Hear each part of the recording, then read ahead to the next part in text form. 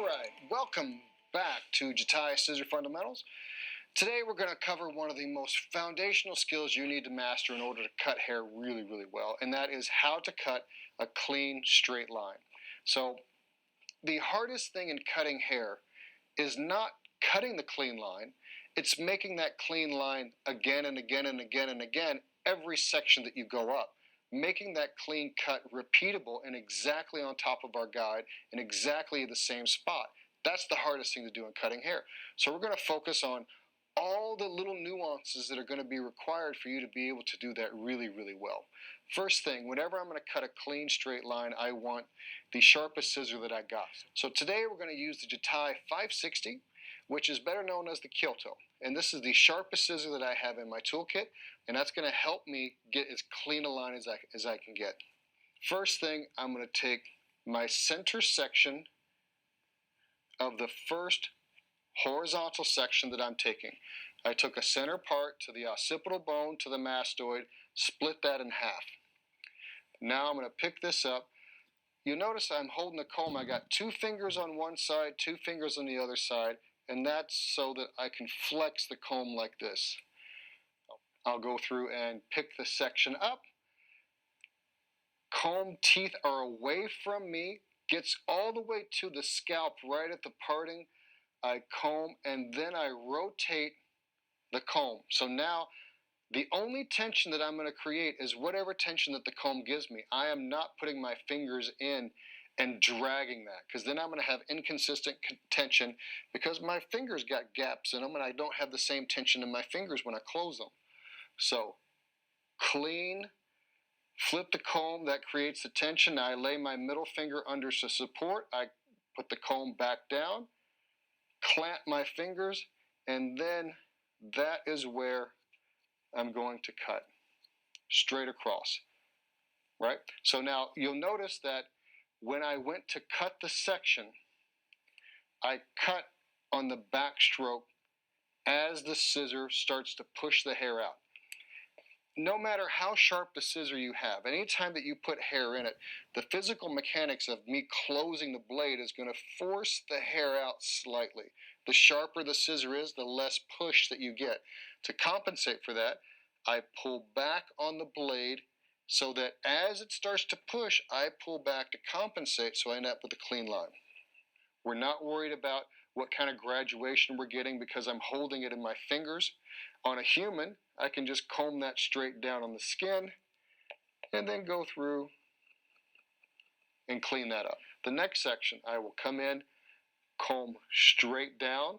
You'll notice you'll notice that the comb rotates, creates the tension. I support the section with my finger and then lay my finger there flat and then cut this on the backstroke straight across. Comb down, lay against the head, clean anything up. Not bad.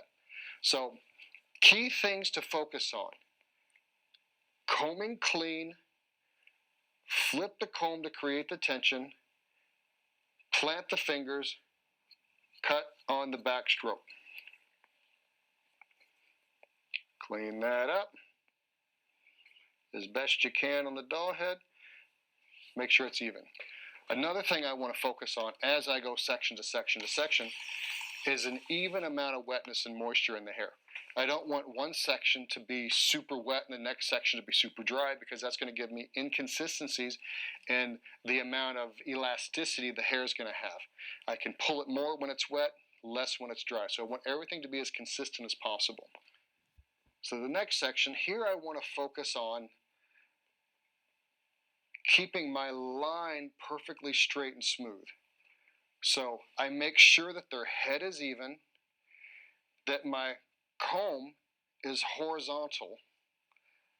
As I comb away, flip to get the tension, plant my fingers, then my comb right here is the line that I'm going to cut. My fingers match the comb, so I know that my fingers are straight and not angled up one side or the other. Now I'll go through and try to cut exactly on top of my previously cut guide. Now, if I look at that close enough, I see that that's probably a 32nd of an inch longer, right? I would rather it be longer and go back and cut it a little shorter than to cut it shorter and each subsequent section gets shorter and shorter. So pay attention to that. Be mindful of where you're cutting and that you're being directly on top of your previously cut guide.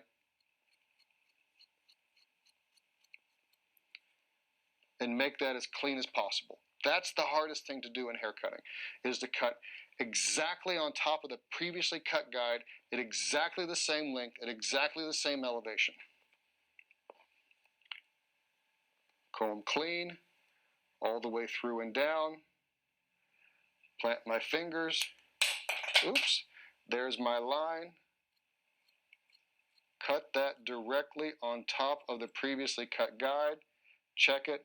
Good. And just keep doing that and keep repeating that until you got it down. Clean from the root all the way down. The reason that I turn the comb away is so that I can get all this hair at the scalp perfectly combed clean all the way through to the ends. There's my line. Support with my third finger. Cut that through. Stay directly on top of that. And we got, oh, not bad. See, the skin doesn't give here, so I can't do anything about that. Now, another thing that I want to focus on, I want to pay attention to, is when I'm combing, I got to get my body out of the way. Because if I'm standing in front and I have my elbow in front of me, when I go to comb straight down, you'll notice that it starts to drag to the right. So what I need to do is I need to move my body out of the way so that when I comb straight down and my body is not forcing my elbow out to comb things into a curve. Everything's going to go straight down, as symmetrical and clean as I can possibly get. Most of the time your lines are off because of body mechanics, that I'm bending at the wrist, I'm having my elbow in and it's dragging things to the right, so I have to maintain focus on the head, everything going clean to the head as I cut my line. And then cutting a clean line is the practice of being able to apply a cut at exactly the same spot on my fingers every time, so I don't cut it too short and I don't cut it too long. Does that make sense? I hope so. So now we're just going to continue on, and I'm going to keep practicing the same thing.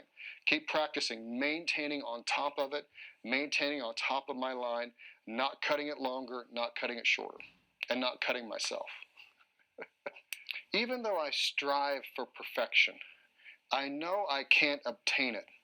That's the goal that I go for, but I'm not going to beat myself up if I can't obtain it and every section is not absolutely perfect. It takes years of diligent practice to be able to do this well.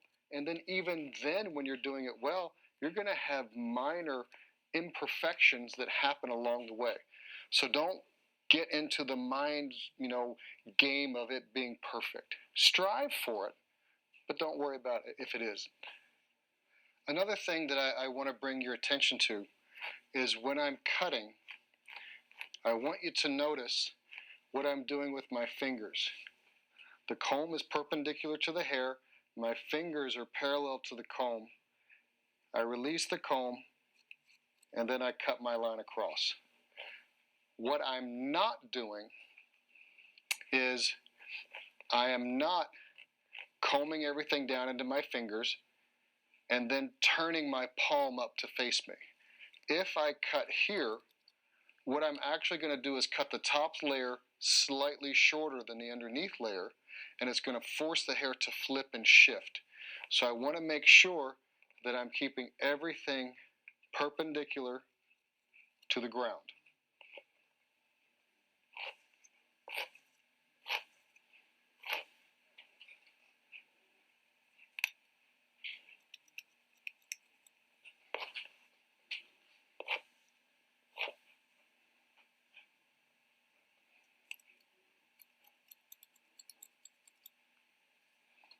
here's our end result. I think it looks pretty good.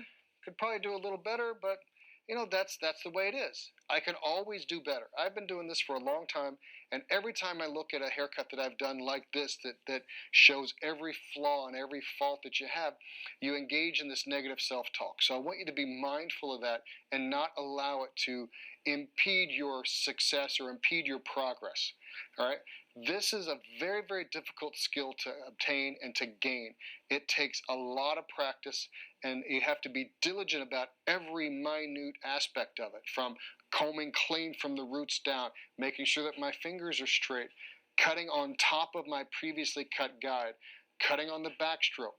All these things go into it, and it's not easy to remember it all. It's not easy to master it all physically and technically. Don't allow the negative self-talk to bring you down and to prevent you from success and prevent you from practicing. When you first practice, judgment-free. Don't worry about it. Just work on the mechanics of it.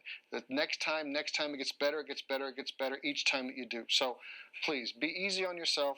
Practice, and if you gain this and you practice this skill, even if you don't master it, just because you improve it, it will improve your hair cutting exponentially across the board, not just in doing one length cuts, but in everything that you do.